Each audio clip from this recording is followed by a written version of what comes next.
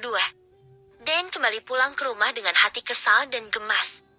Kenapa ibunya Lani harus memecahkan pot bunga di saat Lani sepertinya mengenali kalung yang kupakai?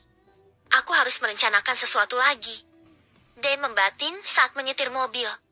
Setibanya di rumah, Dan langsung melepas kalung dan meletakkan kembali di tempatnya semula. Omah masuk kamar Dan membawakan segelas air madu hangat. Tapi Dan diam saja. Wajahnya tampak serius. Nyonya, panggil Omah. Dan baru tersadar. Iya Omah. Minumnya. Oke, nanti ku minum. Terima kasih. Dan kembali diam. Apa ada yang sedang mengganggu pikiran Nyonya? Tanya Omah pelan. Dan mendesah lalu tersenyum dan menggeleng. Mau aku pijati kaki Nyonya? Tawar Omah lembut. Dan meminum air madu hangat lalu mengangguk. Setelahnya dia naik ke tempat tidur. Omah meletakkan nampan dan mulai memijati kedua kaki Dan lalu menjala ke punggungnya. Pijatan Omah selalu saja membuatku rileks. Ucap Dan merasa nyaman dengan pijatan Omah. Tidurlah. Tenangkan pikiran Nyonya. Ucap Omah. Dan menguap. Terima kasih sudah mengurusku dan Sharon sejak Sharon bayi. Andai tidak ada Omah, aku pasti kerepotan. Mengurus perusahaan peninggalan suami. Mengurus rumah dan anak. Sungguh melelahkan. Dan bicara sambil seraya memejam. Saya senang bisa membantu Nyonya di rumah. Nyonya fokus saja dengan perusahaan. Nona Sharon juga sekarang sudah tenang. Sudah menikah dengan pilihan Nyonya. Urusan rumah biar saya handle. Percayakan saja pada saya, Nyonya. Tapi sejak Sharon menikah, rumah ini sepi. Tak ada lagi yang bisa aku omeli. Tak ada yang teriak-teriak manja atau marah-marah tidak jelas. Kenang Dan. Anak itu, apakah bisa mengambil hati Sean dan menjadi seorang istri yang baik? Dan membuka mata. Nona Sharon memang manja. Tapi saya yakin saat dia memutuskan keluar rumah dan menjadi seorang istri, dia akan mengerti tugas dan kewajibannya memanjakan suami. Omah membesarkan hati Dan. Kulihat malah Sean yang memanjakan Sharon. Salahku yang terlalu lembek pada Sharon hingga dia menjadi anak yang super manja. Sesal Dan. Nyonya sudah mendidik non Sharon dengan baik selama ini. Tidak kurang suatu apapun. Sudah sepantasnya Nona Sharon mendapatkan perhatian. Harta dan kasih sayang Nyonya. Nona Sharon adalah satu-satunya harta warisan yang paling berharga dari suami Nyonya. Ucap Omah. Dan melenguh nikmat dengan pijatan Omah. Kenapa tenagamu masih saja kuat padahal usia sudah menggerusmu tahun demi tahun? Puji Dan. Saya akan selalu kuat demi bisa mengurus dan mendampingi Nyonya serta Nona Sharon. Omah, apa kau pikir aku harus punya anak lagi? Omah berhenti memijat sesaat. Apa pria sederhana yang berprofesi pemahat itu sungguh akan menikahi Nyonya? Tanya Omah. Entahlah. Aku masih merasa seolah-olah aku berkhianat jika aku menikah dengannya padahal suamiku sudah lama meninggal. Kenapa Nyonya tidak menerima Tuan Haris atau Tuan siapa itu yang kemarin sedikit tua tapi Nyonya bilang uangnya banyak? Toro? Iya, Tuan Toro. Aku nyaman bersama Rick. Seorang pemahat yang juga mampu memahat hatiku dengan cinta dan kelembutannya. Bersama siapapun nanti Nyonya menikah lagi, saya harap itu adalah pilihan yang terbaik. Ucap Omah. Kau setuju aku dengan siapa? Tanya Dan. Saya menyukai ketiganya. Jawab Omah. Dan tergelak. Entahlah, andai aku menikah, aku sebetulnya ingin istirahat. Biar suamiku yang mengelola perusahaan. Apa Tuan Rick si pemahat mampu mengelola perusahaan besar milikmu? Nyonya. Hei, dia memang seorang pemahat. Tapi dia anak seorang konglomerat. Hanya saja dia tidak mau bersaing dengan kakaknya untuk jadi pemimpin di perusahaan ayahnya. Dia lebih senang menyendiri, memahat dan juga naik gunung. Omah manggut-manggut. Dia senang jika Dan mendapatkan seseorang yang kaya raya. Karena itu menjadikan posisi Dan sebagai wanita dengan banyak uang stabil. Itu berarti kebahagiaan Sharon tetap abadi. Omah, aku akan mengadakan makan malam minggu depan untuk memperkenalkan Rick pada keluarga Sean. Tolong kau atur semuanya. Ya, titah Dan. Baik, Nyonya. Serahkan semua padaku. Omah berkata mantap. Kamar Sean keesokan harinya. Lanita masuk kamar Sean membawa troli makanan. Lani, biar aku yang suapi Sean. Ya, ujar Sharon. Lanita mengangguk patuh. Sean pun diam saja. Sharon ingin menyuapinya. Tak masalah bagi Sean. Saat Sharon memberi Sean sarapan, dia bercerita panjang lebar. Nah, sudah selesai. Untuk berjemur, kamu sama Lani saja. Ya, aku takut kulitku gosong kelamaan berjemur, ucap Sharon. Iya, tak apa-apa, sahut Sean pelan. Aku panggilkan Lani dulu. Sharon keluar kamar. Bagi Sean, sepanjang Sharon masih menghormati dan bersikap sopan padanya, Sean pun tetap akan bersikap baik pada Sharon.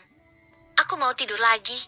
Nanti siang aku mau ketemuan sama teman-teman kuliahku, ucap Sharon yang kembali masuk kamar disusul Lani di belakangnya. Iya, lakukan apapun sesukamu asalkan kamu merasa nyaman, jawab Sean. Terima kasih, Sean. Sharon mengecup pipi Sean. Lanita senang saat Sharon memintanya menemani Sean berjemur. Sementara itu, Parmiah yang sedang berada di area Dimitri diam-diam memperhatikan Yanto yang bolak-balik keluar lewat pintu belakang. Aku ingat. Astagfirullah. Dia. Parmiah gemetar. Dia suami Saloma? Ya Allah. Dia bekerja di sini? Di sisi anakku? Apa dia sedang memata-matai anakku? Parmiah gelisah. Dadanya terasa sesak.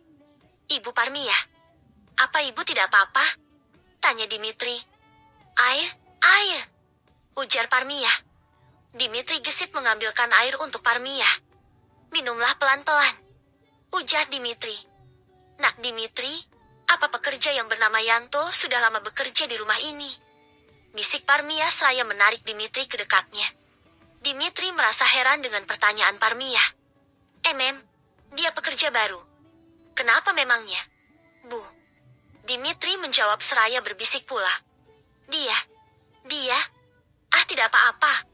Parmiah tersadar dia harus tutup mulut. Dimitri merasa heran.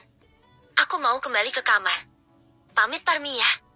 Dimitri hanya mengangguk tapi dia merasa penasaran dengan sikap Parmiah. Di kamar Parmiah mondar-mandir.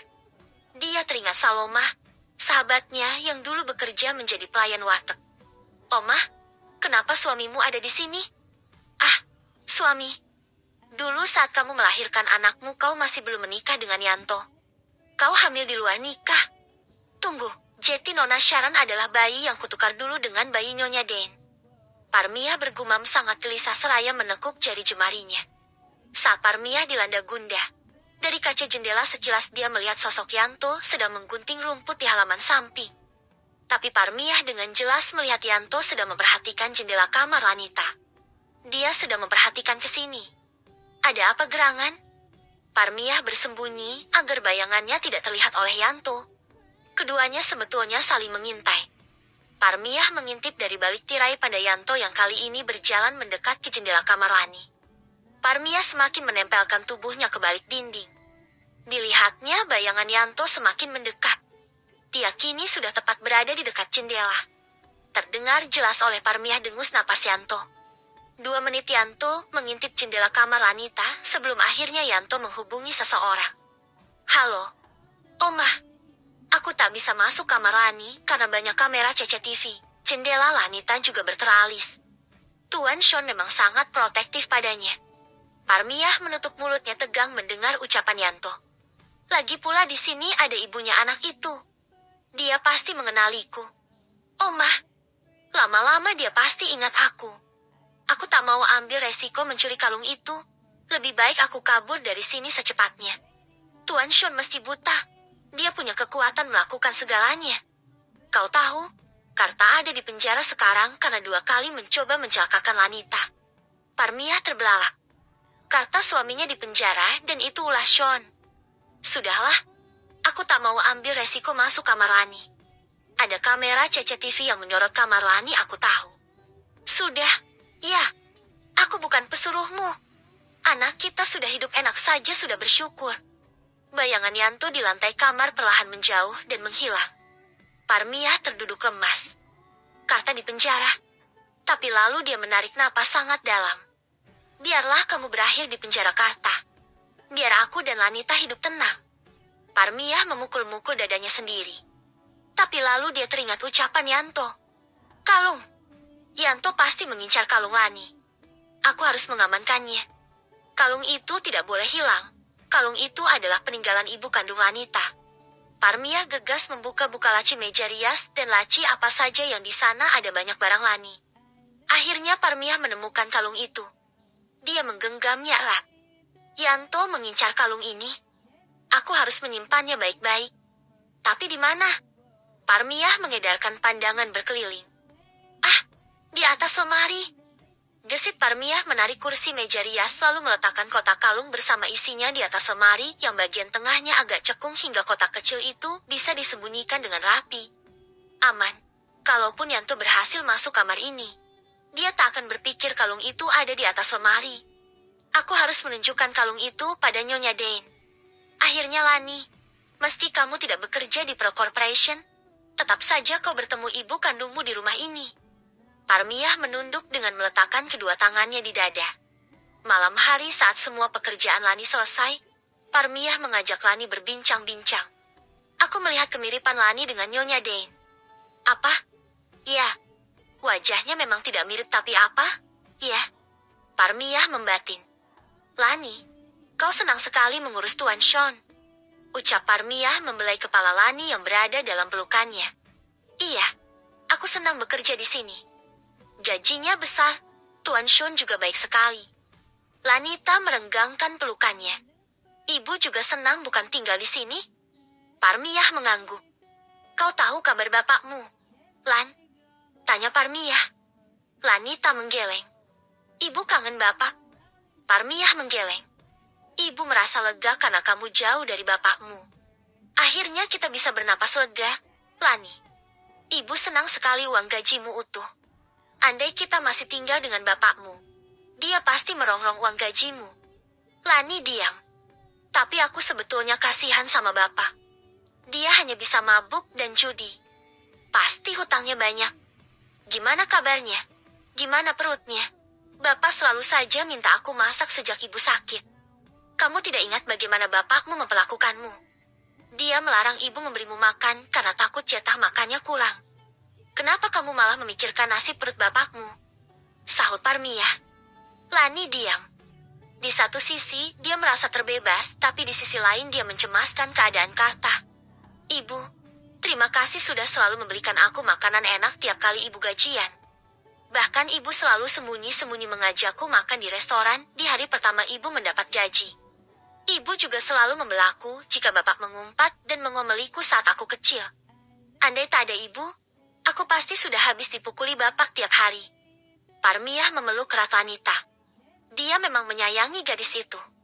Saat dirinya divonis mandul oleh dokter, kehadiran Lanita bagaikan oase di tengah padang gersang. Saloma saat itu enggan mengurus Lanita. Saloma mempercayakan Lanita padanya karena anaknya yang sejak lahir mengalami kelainan jantung sudah berhasil dioperasi dan berada dalam pelukan seorang nyonya kaya. Parmia merasa kasihan pada Lanita yang masih merupakan bayi merah. Dia memutuskan merawatnya dan mengadopsinya menjadi anaknya. Flashback. Saloma menatap anaknya yang baru saja lahir. Dia berada di inkubator. Napas bayinya tampak tersengal-sengal. Bayi kecil nan merah dan rapuh itu begitu memilukan. Ya Tuhan, anakku. Kenapa harus memakai selang sebanyak itu? Kenapa harus ada di kotak kaca itu? Batin Salomah melilit perih. Alat vitalnya masih terasa perih karena baru saja melahirkan. Ditambah saat mengetahui kondisi anaknya yang mengalami kelainan jantung, semakin membuat Salomah merasa perih. Uang dari mana ibu? Nak, dari mana ibu bisa mendapatkan uang untuk operasimu? Bisik Salomah dari balik kaca ruangan. Salomah, panggil Parmia. Omah menoleh. Dilihatnya Parmia menggendong seorang bayi mungil yang lucu dan sehat. Ada yang melahirkan lagi? Tanya Salomah pelan. Iya, anak ini anak orang kaya. Omah, lihatlah. Betapa lucunya. Parmia menunjukkan bayi milik Den pada Omah. Aku membantu banyak ibu hamil melahirkan, tapi aku sendiri tidak bisa hamil karena mandul. Seringkali hatiku merasa sedih. Omah, ingin sekali aku punya anak. Imbuh Parmia getir. Omah tertegun sesaat mendengar ucapan Parmia. Sudah, ya. Bayi ini harus aku masukkan ke ruangan. Parmia gegas masuk ruangan bayi dan meletakkan bayi Dane di salah satu ranjang yang kosong lalu memberinya nama. Salomah menatap lekat bayi milik Dane. Dia segera berpikir cepat. Saat Parmia keluar ruangan, dia menyeret Parmia ke sudut ruangan. Parmia, apa kau bisa membantuku? Tanya Omah sedikit gemetar. Membantumu apa lagi? Aku tak punya uang untuk biaya operasi anakmu. Membantumu melahirkan di rumah sakit ini saja sudah menguras tabunganku. Jawab Parmia. Parmi, kau ingin punya anak, bukan? Parmia terdiam. Kau mau memberikan bayimu padaku? Cicit Parmia. Omah menggeleng. Kau harus menukar nama anakku dengan nama anak yang barusan kamu bawa. Parmia terbelalak. Kau sinting? Salomah menelan ludah dan menggeleng. Apa kau tidak kasihan sama anakku? Andai dia tidak dioperasi, dokter bilang hidupnya tak akan bertahan lebih dari sebulan. Biaya operasi dari mana? Kau tidak kasihan pada bayi mungil tak berdosa itu? Salomah mempengaruhi Parmia. Itu kejahatan. Omah, desis Parmia. Kau tidak jahat. Kau menyelamatkan seorang makhluk hidup. Kalau kamu menukar bayi itu, nyonya kaya itu pasti bisa melakukan apapun untuk menyelamatkan anakku. Tolonglah, Parmia. Anak nyonya kaya itu bisa aku rawat atau aku berikan saja padamu. Bagaimana? Salomah mengibah. Parmia gentar. Di satu sisi dia merasa kasihan dengan bayi Salomah. Di sisi lain dia ingin sekali memiliki seorang anak. Tapi hati kecilnya mengatakan itu adalah kejahatan. Aku tak punya uang untuk operasi anak itu. Salomah menyeret Parmia kembali ke kaca jendela ruangan. Lihat, kau tidak merasa iba pada makhluk mungil itu berjuang untuk hidup? Napasnya lihatlah. Napasnya satu-satu dan tersengal. Apa kau tega Parmia? Salomah mencucurkan air mata. Parmia terketuk hatinya melihat makhluk mungil di dalam kotak kaca itu kesusahan bernapas. Dia ikut menangis. Tapi dia bingung. Aku harus bagaimana? Omah, liris suara Parmia. Mumpung tidak ada orang. Cepat tukar nama bayi dan nama orang tua itu. Kau yang mengurus bayiku dan bayi orang kaya itu. Cepat tukar sekarang juga sebelum orang mengetahui dan menyadari jika ada bayi yang ditukar. Ayo, desak Omah. Parmia ragu, tapi dia melangkah pelan masuk ruangan. Gemetar Parmia memandangi kedua anak bayi yang harus dia tukar. Parmia menoleh lagi ke arah Salomah. Salomah mengangguk menyemangatinya. Maka atas nama iba pada bayi mungil yang sedang tersengal-sengal itu, Parmia menukar nama bayi dan orang tua kedua bayi tersebut. Bayi Salomah yang menyedihkan menjadi bayi Dane dan bayi Dane yang sehat dan lucu menjadi bayi Salomah. 43. Parmia memeluk wanita rak. Mereka tidur berpelukan. Nak, panggil Parmia. Iya, Bu. Sahut Lanita setengah mengantuk. Andai ibu melakukan suatu kejahatan, apa kau mau memaafkan ibu? Lanita membuka mata setengah. Ibu melakukan kejahatan apa? Sudah tak peduli sama bapak. Sudah. Aku lebih tenang ibu bersamaku di sini. Lanita mempererat pelukannya. Kamu sayang ibu? Nak, ibu nanya apa? Sih? Ya iya tentu saja aku sayang ibu. Makanya aku peluk terus. Sahut Lanita manja. Maafkan aku, Nak. Seharusnya hidupmu tidak sengsara seperti yang telah kau lalui selama ini. Kau adalah anak seorang kaya raya. Harusnya hidupmu bergelimang dengan harta. Tapi karena kejahatan yang sudah aku lakukan, hidupmu susah tinggal bersamaku. Parmia mengelus kepala Lanita penuh penyesalan. Aku harus mengatakan kebenarannya pada ibu kandung anak ini. Dia berhak tahu jika dia adalah anak Nyonya Dane. Parmia bertekad dalam hatinya. Malam itu kedua anak dan ibu itu tidur pula sambil berpelukan. Sharon saat ini merasa bebas dengan ponselnya karena Sean benar-benar buta. Dia sudah menyimpan kembali nomor Josh, bahkan kerap berbalas pesan tanpa takut ketahuan oleh Sean. Honorable, miss you. Hang out, yuk. Josh mengirimi Sharon pesan. Sharon tersenyum menerima pesan Josh. Dia juga suntuk berada di rumah. Oke. Besok jam 10 pagi aku ke apartemenmu terus kita jalan kemana saja hilangkan penat. Balas Sharon. Sharon yang sedang tengkurap di kasur menoleh ke arah Sean yang masih tertidur pulas. Jam menunjukkan angka 2 dini hari. Dipandanginya Sean lekat. Pelan, dirapikannya anak rambut di dahi Sean lalu Sharon menelusuri lekuk wajah tampan Sean. Kamu sebetulnya sangat tampan. Andai saja tidak buta aku sudah pasti akan bertekuk lutut padamu. Batin Sharon. Sharon tidur dengan memeluk perut Sean. Tak lama dia mendengkur halus. Tapi ternyata Sean membuka mata lalu menyingkirkan tangan Sharon dari perutnya. Dia memiringkan tubuh membelakangi Sharon. Sean sebetulnya tidak tidur. Dia membaca gerakan Sharon yang sibuk dengan ponselnya. Entah kenapa sejak dia buta sungguhan, telinganya menjadi sangat peka. Sean heran kenapa Sharon sibuk terus dengan ponselnya. Keesokan paginya Sharon meminta izin Sean. Sayang, panggil Sharon saat Sean sedang menikmati segelas susu hangat di dekat jendela kamar. Kalau aku lanjutin kuliah lagi gimana? Kuliah? Hei baguslah. Memang harus kamu lanjutkan seharusnya. Kenapa berubah pikiran? Tanya Sean kembali menyeruput susu dalam gelas. Ingin lagi saja kuliah, suntuk di rumah terus. Sharon beralasan. Sean manggut-manggut. Di dalam hati Sean bersyukur karena Sharon berubah pikiran. Dia berharap ucapan Sharon benar adanya. Aku hari ini mau ke kampus. Ujar Sharon lagi. Sean mengangguk. Lanita sudah tidak lagi bekerja di perusahaan. Kau pergilah dengan jauh hari. Ucap Sean. Aku sendiri saja. Pulang kuliah pasti kumpul-kumpul dulu sama temenku. Enggak bebas kalau harus pakai sopir pribadi. Tolak Sharon halus. Oh, oke. Terserah baiknya saja. Buatlah dirimu senyaman mungkin. Sahut Sean. Makasih, sayang. Sharon menyecup pipi Sean. Sean hanya diam, tidak bereaksi. Sharon menghela napas diam-diam. Dia harus segera bersiap pergi ke apartemen Josh lalu bersenang-senang. Susana mengetuk pintu kamar Lanita. Lani, panggil Susana. Pintu kamar terbuka. Ini, pakaianmu dan ibumu untuk acara makan malam bersama di rumah Nyonya Den lusa.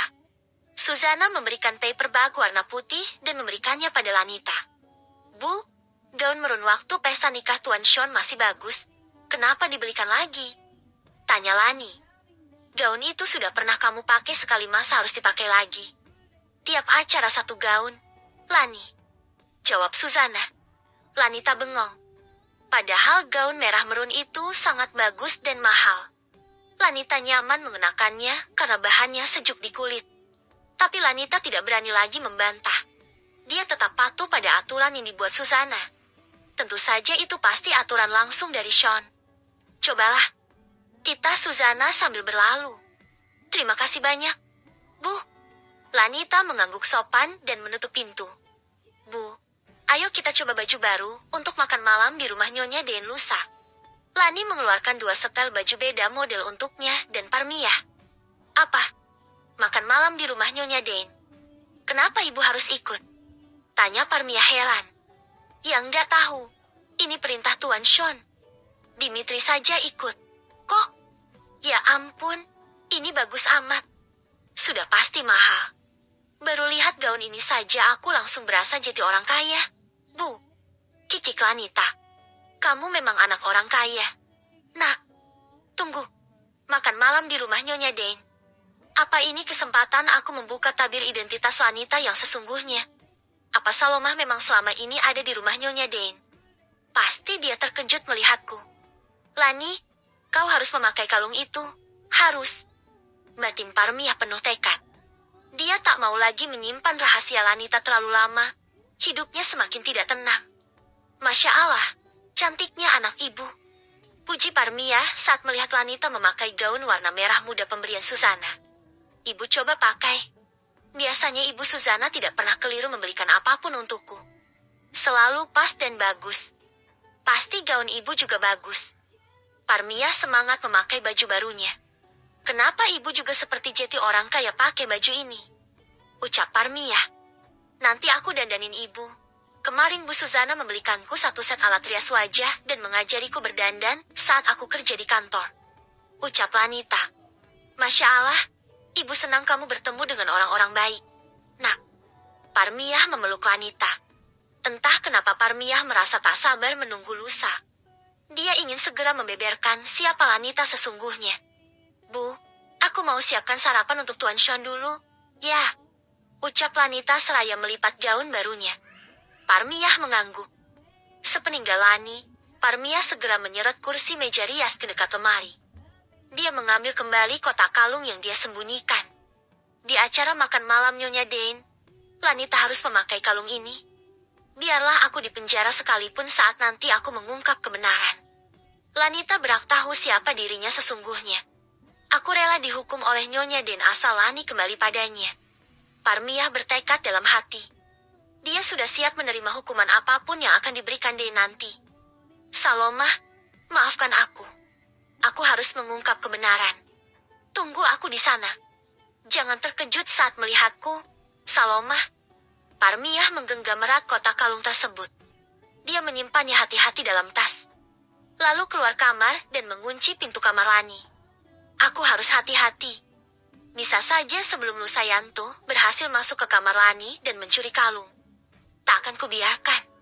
Kalaupun dia berhasil masuk, aku tetap saksi hidup jika Saloma, Yanto dan aku sudah menukar seorang bayi. Nah, tenang saja. Ibu akan mengembalikanmu ke tempatmu yang seharusnya.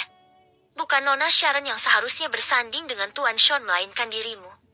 Parmiah menggenggam kuat kunci kamar di saku bajunya.